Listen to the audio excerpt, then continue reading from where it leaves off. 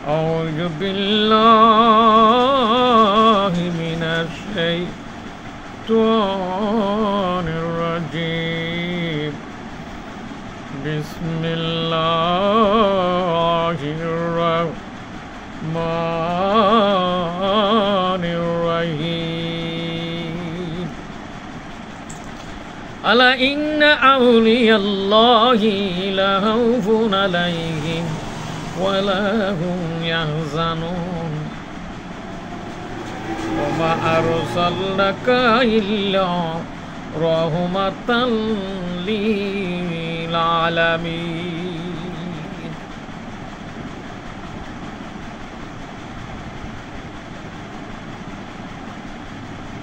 درود و سلام رسول পাক সাল্লাল্লাহু আলাইহি সাল্লামের উপর, চারা সাহাবের উপর, পাক পাঞ্জাতনের উপর, কুল আম্বেলা সালামের উপর, 12 ইমামের উপর, খাজা খানের উপর, চার তরিকার যত গাউস কুতুব পীর ওলিয়া গুজরে গেছেন সকলের উপর, হযরত হাকিম আব্দুল হাকিম মুজাদ্দেদ রহমাতুল্লাহ উপর,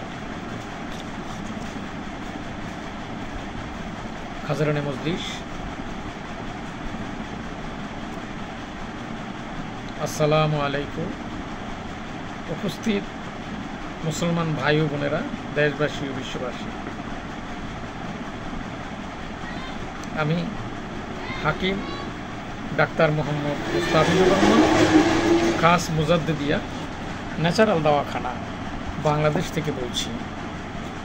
আল্লাহ পাক যদি আমার জবান দিয়ে কিছু বলার ভালো কিছু কথা, যেটা মানবের কল্যাণে, দেশের কল্যাণে, জাতির কল্যাণে কাজে লাগবে, এই ধরনের কিছু কথা আমি বলতে পারি, আর আল্লাহ যদি আপনাদেরকে শোনার তৌফিক দেন, তাহলে আপনারা শুনতে পারবেন।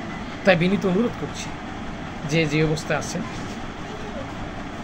মনোযোগ সহকারে আলোচনা শোনার জন্য বিনীত অনুরোধ করছি, এবং সেই অনুযায়ী আমল করার জন্য আমরা প্রচেষ্টা করি। ইসলাম আল ইসলাম নূরুন আল কুফরু বাতিল। ইসলাম হলো শান্তি আর কুফর হলো অন্ধকার। ইসলামকে প্রতিপালন করার জন্য স্বাস্থ্য সুরক্ষার কোনো বিকল্প নেই। স্বাস্থ্য যদি ভালো না থাকে, সুস্থ না থাকে, সঠিক ইসলাম পালন করায় ব্যাঘাত সৃষ্টি হবে, এটাই স্বাভাবিক। তাই স্বাস্থ্যকে সুরক্ষা দেওয়ার জন্য, সুরক্ষা রাখার জন্য আল্লাহ পাক এই মানবতার কল্যাণে রসুল পাক সাল্লাল্লাহু আলাইহি সাল্লামের তোফায়েলে ওই নামের ওসিলা আল্লাহ রহমত নাজিল করেছেন, ওমা আরসালনাকা ইল্লা রাহমাতাল লিল আলামিন। যে রহমত গাছের মধ্যে, যে রহমত পাতার মধ্যে, যে রহমত মাছের মধ্যে, যেই রহমত উদ্ভিদদের মধ্যে, যেই রহমত প্রাণীদের মধ্যে, যেই রহমত খনিজের মধ্যে, এই রহমতের কারণে এই ন্যাচারাল এই খাদ্যগুলা, ন্যাচারাল এই উপাদানগুলা মানব কল্যাণে যথেষ্ট গুরুত্বপূর্ণ ভূমিকা রাখে আল্লাহর হুকুমে এবং রসুল পাক সাল্লাল্লাহু আলাইহি সাল্লামের দয়ার কারণে, ইজ্জতের কারণে। এই জন্য এর সুষ্ঠু ব্যবহার করা প্রত্যেকটা মুসলমানের জন্য খুবই গুরুত্বপূর্ণ এবং প্রয়োজনীয়। কারণ কোরআন পাক কমপ্লিটলি কোড অফ লাইফ। আল কোরআন হচ্ছে সম্পূর্ণ পূর্ণাঙ্গ জীবন বিধান। আপনি প্রস্রাব থেকে শুরু করে কিয়ামতের পরও কী হবে, যে কোনো সমস্যা, যে কোনো সমাধান, যে কোনো প্রশ্ন, যে কোনো উত্তর এখানে আপনি পাবেন। তাই স্বাস্থ্য সুরক্ষার উত্তর এখানে আছে, আল্লাহ পাক দিয়েছেন। কিন্তু পৃথিবীর বিভিন্ন বিধর্মী বিজ্ঞানীরা এই কোরআনকে গবেষণা করে, এই আল্লাহর কথাকে গবেষণা করে, তারা এই বাহ্যিক জগতের অনেক উচ্চ শিখরে পৌঁছেছেন, কিন্তু আধ্যাত্মিক জগতে নয়। আধ্যাত্মিক জগতে এবং আল্লাহর নৈকট্যের ওই জগতে এটা সম্পূর্ণ আলাদা জ্ঞান। এই জ্ঞান বই পুস্তক পড়ে, কিতাবাদি পড়ে অর্জন করা যায় না। কারণ আল্লাহ বলেন, আল্লাহু আলিমুন, আমি একমাত্র জ্ঞানী। আর এর ব্যাখ্যা করতে যে আল্লাহ রসুল বলেন বিসমিল্লাহির রহমানির রহিম, আল্লাহ রসুল বলেন কালা রসুলুল্লাহি আল ইলমু ইলমান ফাল ইলমু সাবিতুন ফিল কালবি ফাযাকা উযাতুল লিবাদিহি। এলেমটাকে দুই অংশ বিভক্ত করা হয়েছে। একটা হলো জবানি এলেম, আর একটা হলো কলবে এলেম। জবানে এলেম বই পুস্তক পড়ে কিতাবাদি পড়ে অর্জন করা যায়, কিন্তু কলবে এলেম এটা বই পুস্তক পড়ে কিতাবাদি পড়ে অর্জন করা যায় না। এই জ্ঞান বিশেষ জ্ঞান, এটা আল্লাহ প্রদত্ত জ্ঞান। সূরা কাহাফ 15 পারা 60 নম্বর আয়াত থেকে 82 নম্বর আয়াত হিজর আলাইহিস সালাম এবং মুসা আলাইহিস সালামের ঘটনা দিয়ে ওই বিশেষ জ্ঞানের কথা উল্লেখ করা হয়েছে। সুলাইমান আলাইহিস সালাম ও রানী বিলকিসের ঘটনা দিয়ে বিশেষ জ্ঞানের কথা বলা হয়েছে। এই জ্ঞান আল্লাহ প্রদত্ত জ্ঞান। এই জন্য আল্লাহ রসুল বলেন, আল উলামা ওয়ারাসাতুল আম্বিয়া ফাইনাল উলামা লা ইয়ারিসু দিনার ওয়ালা দিরহামান ওয়ালাকিন ইয়ারিসুল ইলম। আলেমগণ হলো আমার ওয়ারিস। কিসের ওয়ারিস? দিনার এবং দিরহামের ওয়ারিস না, জ্ঞানের ওয়ারিস। কোন জ্ঞান? যে জ্ঞান আমি আল্লাহ প্রদত্ত আল্লাহ পক্ষ থেকে আমি পেয়েছি, এই জ্ঞানের নাম কলবে এলেম। এটা বই পুস্তক করে কিতাবাদি করে। এই যে 19বিংশ শতাব্দীর বিস্ময়কর হাকিম ও মহান বুজুর্গ হযরত হাকিম আব্দুল হাকিম মুজাদ্দেদ রহমতুল্লাহ বলতেন, বিদ্যা শিখিলে জ্ঞানী নাহি হয়, জ্ঞান পৃথক জিনিস আল্লাহ যারে দেয়। এ সম্পূর্ণ পৃথক ও আলাদা। এই জন্য জ্ঞান যারা জ্ঞানী যারা তাদেরকে আল্লাহ বলছেন তাফসীরাত ওয়া যিকরালি কুল্লি আবদিন মুনিব। আল্লাহ বলেন যারা জিকিরকারী তারা হলো প্রত্যেক মানুষের জন্য জ্ঞান উপদেশ স্বরূপ। কুল্লি আবদিন মুনিব যারা জিকিরকারী। আর এই জিকিরকারী কারা? আলা ইন্না আউলিয়াল্লাহি লা খাউফুন আলাইহিম ওয়া লা হুম ইয়াহজানুন। আল্লাহ বলছেন তাদের কোনো ভয় নেই, ভীতি নেই, সংকোচ নেই, দুনিয়াতে নেই, আখিরাতে নেই, কিয়ামতে নেই, কোথাও নেই। তারা কারা? তারা হইছে ওয়ারাসাতুল আম্বিয়া, তারাই হলো আল্লাহর বন্ধু। এই জন্য আল্লাহ তাআলা বলেছেন, ইয়া আইয়ুহাল্লাযিনা আমানু লিয়াকুমুল্লাহু ওয়া রাসূলুহু ওয়াল্লাযিনা আমানু ইউকিমুনাস সালাতা ওয়া তুজ যাকাতা ওয়া রাকিউন। তোমাদের বন্ধু আল্লাহ, তার রাসূল এবং মুমিনগণ যারা নামাজ আদায় করে এবং যাকাত দেয় এবং যাদের মধ্যে বিনিময় আদান প্রদান করা হয়। এই বিনিময় কোন বিনিময়? এই হলো আত্মার সাথে আত্মার বিনিময়।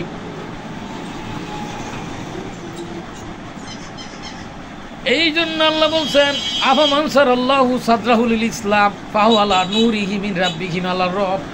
আমি তোমাদের বক্ষ উন্মোচন করে দিলাম যাতে তারা রবের নূরে পরিচালিত।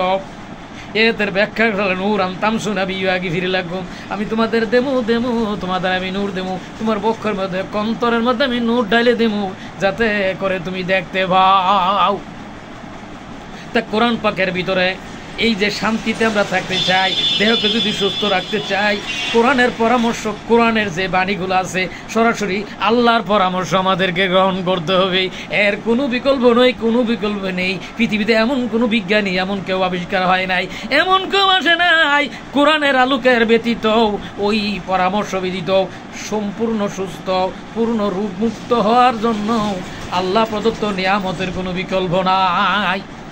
আর এই নিয়ামতের নাম হইল এই সুস্বাস্থ্যের জন্য আল্লাহ যে দান করলেন, ইসলামী অনুশাসন মানার মাধ্যমে আল্লাহ যে নিয়ামত দান করলেন, এই নিয়ামতগুলো হইল মধু, দুধ, কলা, জব, মান্না সালোয়া, তিন, দুধ, মধু, খেজুর ইত্যাদি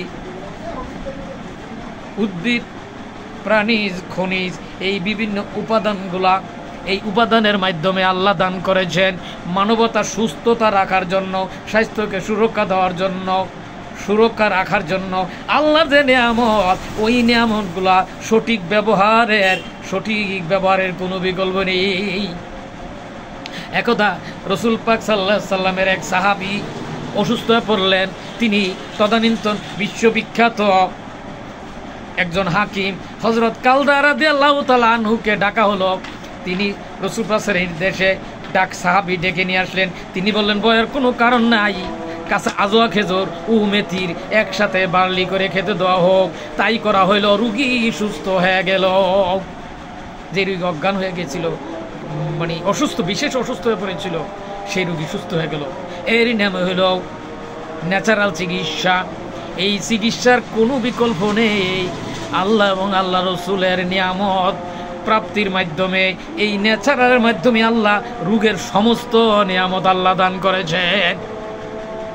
প্রশ্ন করতে পারেন, এখানে এলোপ্যাথিক ডাক্তার কেমিক্যালের মাধ্যমে যেই উপকার হয়, ওই উপকারটা সাময়িক, এটা পার্মানেন্ট উপকার না, স্থায়ী উপকার না। স্থায়ী উপকার এখন ন্যাচারাল।